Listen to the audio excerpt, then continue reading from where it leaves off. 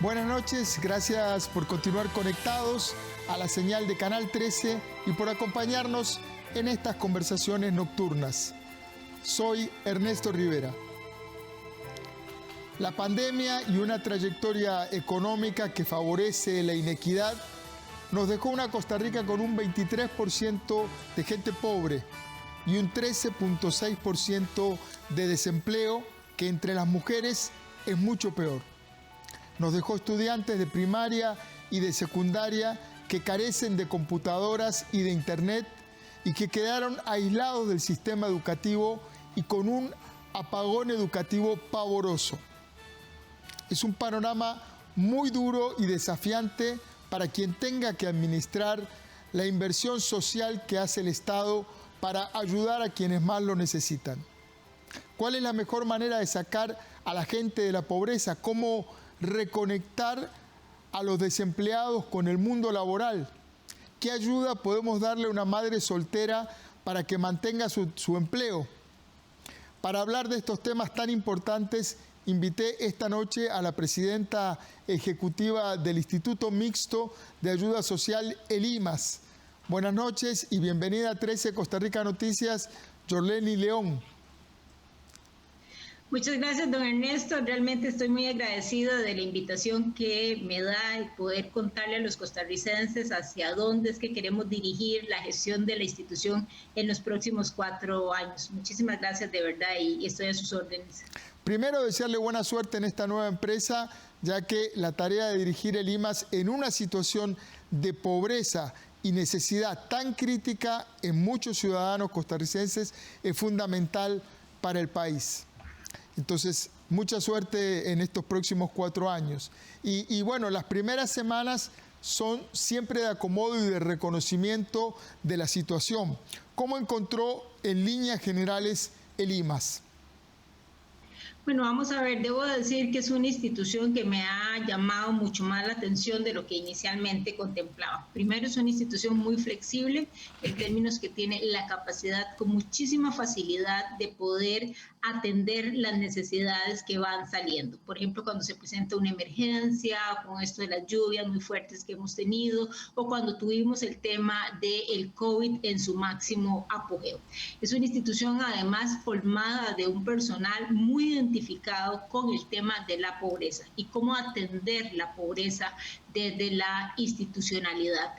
Es una institución, además, donde están claramente definidos los roles de cada una de las diferentes dependencias que integramos la institución como un todo, y eso sin duda facilita muchísimo entonces la conducción, no solamente de la institución como tal, sino también la conducción de aquellos cambios que quisiéramos dar en los próximos meses y en los próximos 4 años.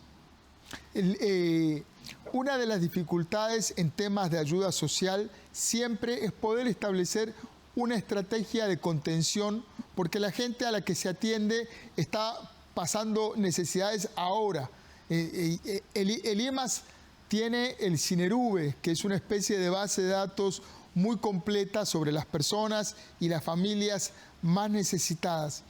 ¿Qué sabemos sobre estas personas y cómo podemos usar esa información para ayudarlas de una manera más eficiente?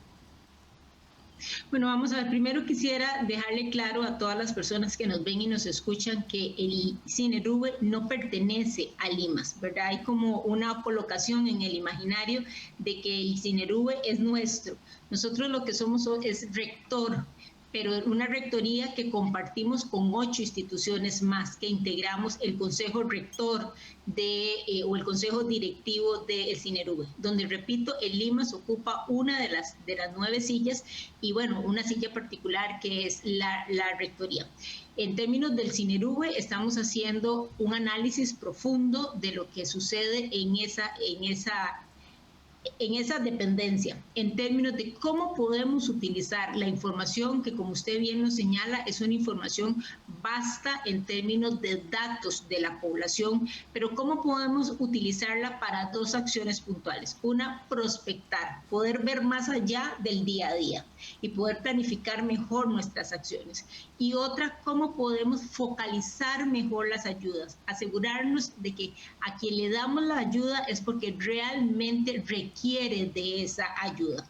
Hay una situación que se ha venido dando en el CINERV que impide esa focalización tan precisa como la estamos visibilizando nosotros, y es el proceso de acople entre la información que tienen las instituciones y las bases de datos que tiene el CINERV.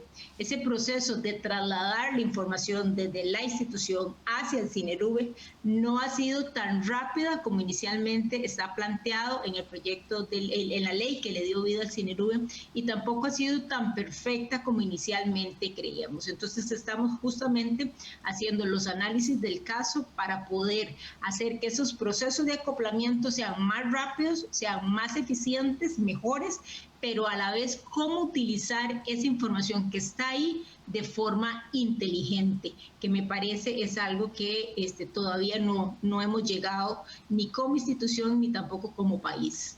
En una demostración a la que asistí hace algún tiempo sobre el CINERV, digamos, lo que se mostraba era que la base de datos contiene incluso información geolocalizada sobre las personas, y que uno puede tranquilamente decir en un mapa, bueno, en esta casa vive Ernesto Rivera o Yorleni León, ese hogar tiene un anciano o tiene una persona con discapacidad, etcétera.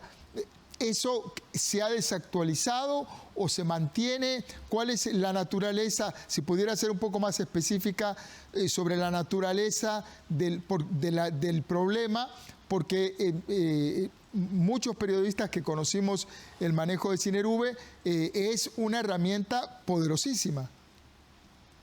Así es, podría llegar a ser muchísimo más de lo que es el día de hoy. Me parece que en términos de país podemos sentirnos orgullosos, don Ernesto, que este país tome decisiones de ese nivel, el poder tener la información de todas las personas que requieren o que reciben ayudas a través de las diferentes instituciones públicas centralizada en una base de datos.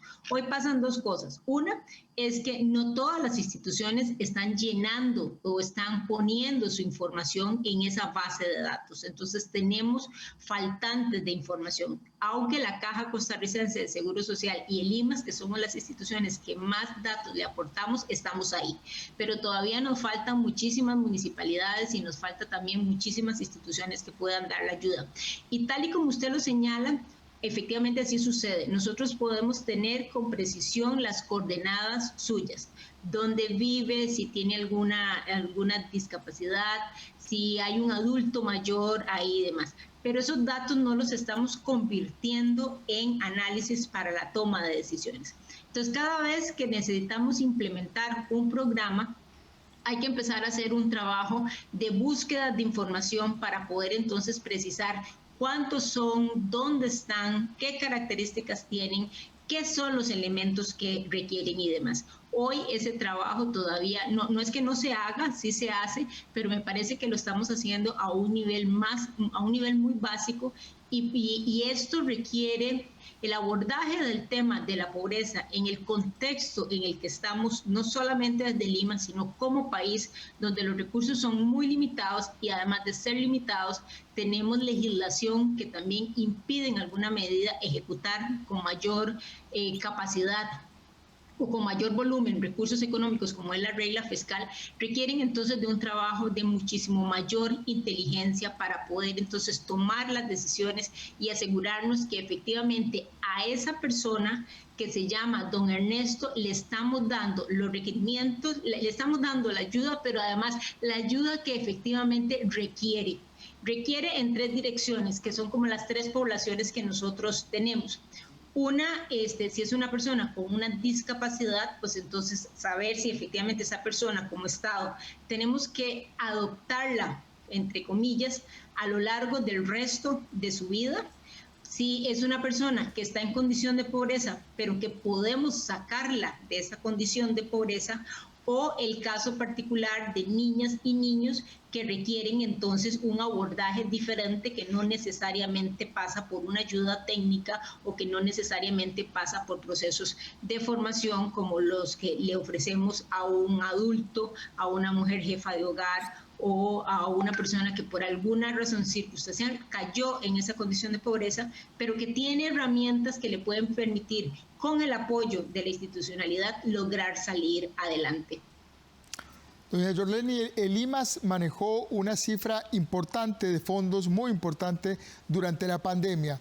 ¿Cuál es hoy la capacidad económica del IMAS para contener los niveles de pobreza que tiene el país, que son elevados?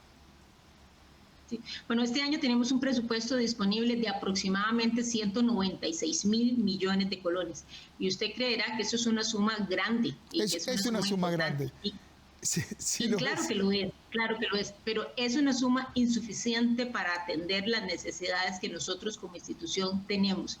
Si yo le contara las listas de espera que estamos identificando, que tenemos en los diferentes programas, realmente nos damos cuenta de dos realidades. Una, que esa demanda sobrepasa la capacidad operativa y resolutiva que tiene la institución, pero que además esa demanda sobrepasa la capacidad presupuestaria que nosotros como institución tenemos para poder atender la situación de pobreza en la que están viviendo muchísimos hogares en nuestro país. Podríamos incluso duplicarla si fuera el caso. Digamos que de repente se dio una situación particular, nuestras finanzas mejoraron y el ministro de Hacienda dice, le vamos a dar el doble del presupuesto. Aún con el doble del presupuesto sigue siendo insuficiente para poder atender las necesidades que tienen las personas. Y esto por una razón muy sencilla. Cuando uno ve o se conoce cuál es el presupuesto que tiene una familia en condición de pobreza para poder salir de ese estado, nos damos cuenta que las ayudas que le damos desde el Estado, que son considerables, que son sustanciales, aún así representan aproximadamente entre el 20 y el 25% del presupuesto de esas familias. Significa que cada una de esas familias tiene un hueco presupuestario, por llamarlo de alguna forma, y ese hueco presupuestario no se lo estamos llenando a través de transferencias que le damos. Ese hueco presupuestario hay que llenarlo. Y repito, aun cuando duplicáramos el presupuesto y pudiéramos duplicarle las ayudas a esas familias, sigue siendo insuficiente porque la relación más o menos es de 80-20 o 25-75. Significa que esos huecos presupuestarios que hay en cada una de esas familias pueden rondar entre el 75 y el 80%. Y que hemos identificado entonces que el remedio básico para poder salir adelante con estas familias está dado en función de la capacidad que tengan de emplearse, de poder encontrar una opción laboral que le permita entonces tener cierta continuidad y a través de esa continuidad, entonces con los recursos que le da el Estado, más los que logra generar por sus ingresos propios, pueda entonces juntar el presupuesto que se requiere y de esa manera entonces empezar a transitar hacia la salida de las listas en nuestra institución. Doña Yorleni, usted sabe que yo me formé en prensa escrita y tengo un defecto profesional de que tiendo a escuchar a la gente y a armar títulos a la vez. Yo la escuchaba recién y pensaba que en realidad lo que usted está diciendo debería titularse que país dispone solo de la mitad del presupuesto que requiere para inversión social. ¿Es correcto? ¿La estoy interpretando correctamente? Vamos a ver, digamos que sí, o sea, para poder atender la demanda que tenemos, sí ocupamos una cantidad importante de recursos adicionales, que no están y que probablemente no van a estar en el transcurso del año. Eso entonces nos obliga a nosotros como institución a pensar, a repensar muy bien cómo estamos dando las ayudas, a quién se las estamos dando y si esas ayudas realmente se convierten en una simple ayuda o se convierten en una herramienta para poder sacar a las personas de la condición de pobreza. Por eso es que es muy importante, don Ernesto, y las personas que nos están siguiendo, es muy importante importante el tema de la información, del análisis de la información que se puede generar a través de el Sinerube. Es esa inteligencia de datos que es necesario para poder decir, bueno, don Ernesto es una persona que tiene el tercer año del colegio, que le hicieron falta 2 años, que algo sabe en trabajos secretariales, por ejemplo, y que de repente con una pequeña capacitación de 3 meses, de 6 meses, de 8 meses, mientras lo acompañamos con recursos financieros y con económicos para su familia y con recursos para que pueda entonces tener esa capacitación que le hace falta, pueda entonces tener las condiciones para emplearse y salir de la condición de pobreza en la que nosotros los tenemos. Pero eso lo dan los datos y eso lo da el análisis de los datos. Por eso es que soy tan vehemente con este asunto de la información que nosotros podamos tener desde el Sinerube para poder hacer esa inteligencia, por llamarlo de alguna forma, en la atención que le damos a cada una de las familias. Y tener además claridad que existen otros casos donde definitivamente la institución no va a poder sacarla de esas estadísticas, lo que va a poder hacer es ayudarle a contener su condición porque de repente se trata de un adulto mayor o de repente se trata con alguna persona que tiene algún impedimento que le impide entonces poder colocarse en el mercado laboral. Una de las áreas más sensibles en ayuda social es la infancia.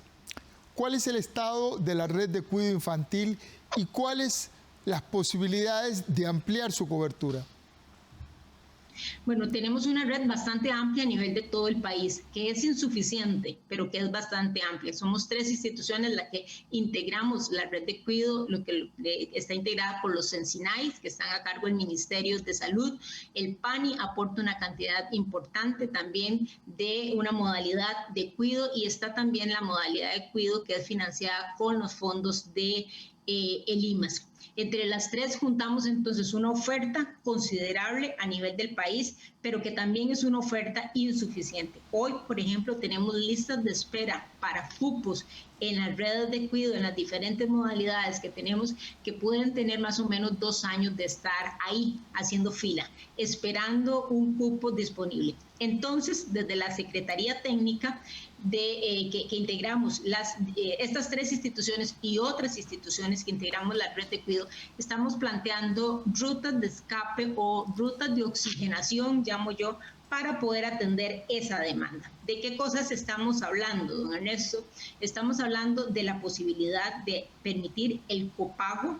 El copago es que si usted tiene la capacidad para poder pagar una parte de los servicios que desde el Estado se le brindan en ese proceso de cuidado, alimentación y de atención a sus hijos, usted pueda hacerlo.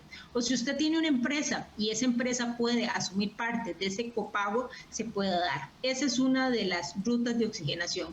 La otra ruta de oxigenación que estamos dando es habilitar un modelo de red de cuidado que es más económico y me parece a mí incluso más democrático, que son las casas de cuidado. Una casa de cuidado es una señora que se le da un proceso de capacitación y de certificación por medio de el INAH y puede cuidar hasta 10 niños a lo largo del día. Esto hace entonces que podamos tener muchas casas de cuidado en diferentes partes del país operando, pero que además los recursos que tenemos disponibles los podemos entonces diseminar o distribuir a lo largo del país en estas casas de cuidado. Y el tercer asunto con el que queremos o estamos empezando a trabajar es con la modalidad de cupos que hemos utilizado. Las 3 instituciones pagamos cupos por cada niño. Estamos pensando en pasarnos a la modalidad de horas, porque puede ser que usted tenga un hijo o una hija que ocupe la red de cuidado en las mañanas, porque en las tardes asiste al centro educativo. Pero hay otra persona que tiene un hijo o una hija que está en el horario contrario. Lo ocupa en la mañana o lo ocupa en la mañana, ocupa el cuidado y en la tarde tiene clases. Entonces poder hacer esos cruces que entonces un mediodía lo pueda utilizar un niño y otro mediodía lo pueda utilizar otro niño. Eso nos permite entonces abrir cupos y de esa manera poder atender aún más la cantidad, la demanda que tenemos, porque lo que sí es cierto es que la aceptación que ha tenido el país de esta modalidad de atención ha sido realmente favorable, no solamente en términos de que permite a las familias, a los jefes, a las jefas de hogar poder salir a buscar una opción de empleo o permanecer en la opción de empleo, sino que también asegura una serie de aspectos que son relevantes para el país como país. Y es el cuidado de esa niña, la posibilidad de que ese niño o esa niña no esté en entornos de violencia, que además se le esté dando una alimentación adecuada, que es importantísimo en esa edad de la vida donde usted requiere formar su cerebro, donde usted requiere formar su cuerpo como tal y demás. Entonces, la aceptación es extraordinaria, es una extraordinaria política pública y desde las instituciones que integramos la Secretaría o el Consejo Director de la Red de Cuidado, estamos buscando todas las opciones posibles para aumentar el número de cupos y poder permitir de esa manera entonces asegurarnos que como país le estamos dando las condiciones necesarias a cada niño, a cada niña que requieren de esa atención. Estoy conversando con la presidenta ejecutiva de Limas, Yorlely León. Hablamos sobre las posibilidades que tiene Costa Rica para contener a las personas en pobreza. En temas de ayuda social hay corrientes que hablan de dar asistencia a los que la requieren con urgencia concreta, la gente que está sin respirar ahora. Otros hablan de ayudar a incorporar al campo laboral, sobre todo a mujeres jefas de hogar, gente que con un empujoncito podría salir. Y otra tendencia habla de contener a sectores que están vulnerables, que no están en pobreza, pero que con un mínimo cambio podrían caer en pobreza. ¿Cuáles son las estrategias que está pensando el IMAS de estas opciones? Porque siempre estamos hablando de gente vulnerable. Bueno, vamos a ver, hay una discusión país que es importante darle un Ernesto, y es si nosotros como país queremos evitar que las personas que están en condición de vulnerabilidad puedan caer a la condición de pobreza. Esto no es solamente decirlo, esto requiere de una serie de ajustes en las ofertas que cada institución presta a cada una de estas familias, porque representa también mayor contenido presupuestario para poder atender esas poblaciones. En el caso particular de Limas, por un asunto de ley, nosotros solamente atendemos a las personas que están en pobreza extrema y en pobreza, no así las personas que están en vulnerabilidad. Sin embargo, soy de la tesitura y comparto absolutamente que la discusión de la incorporación de las personas en vulnerabilidad para que puedan ser atendidas dentro de las diferentes ofertas que tiene el Estado disponibles tiene que darse como país. No es una decisión fácil, pero es una decisión que hay, es una conversación que tenemos que tener. Eso por un lado. Nosotros seguimos haciendo nuestro mayor esfuerzo para contener a estas personas que están en esa condición de pobreza. Sin embargo, sí estamos haciendo una revisión exhaustiva de los 17 programas que tiene el Limas para atender a estas poblaciones. Y estamos estableciendo como un eje transversal en estas intervenciones el tema de la empleabilidad. O sea, el tema de que las personas puedan emplearse es uno de los pocos caminos que nosotros encontramos para poder llenar esos huecos presupuestarios que, como lo mencionaba hace un rato, tienen las personas. Entonces, aquí hay que pensar en cómo condicionar las ayudas para que las personas efectivamente, una vez que reciben el dinero, puedan estar haciendo algunas labores de formación, de generación de habilidades, de capacidades que le pueda generar. Pero por otra parte, es importante que el país, y aquí entran en juego otros actores, que el país como todo tenga la capacidad para generar esas fuentes de empleo. porque lo que es cierto es que hoy lo que nos falta son fuentes de empleo, ¿verdad? Entonces es importante esa conversación, que me parece que ha sido una conversación alejada por muchísimos años entre el sector social y el sector productivo. O sea, nosotros como IMAS podríamos formar a muchísimas personas o canalizarlas a las instituciones que hacen la formación y tenerlas listas. Pero ¿qué hacemos con ellos si no tenemos opciones de puestos de trabajo? O sea, esa es una conversación importante y ya llegó el momento, me parece a mí, de que se tienen que sentar ambos sectores para encontrar las rutas para poder hacerlo.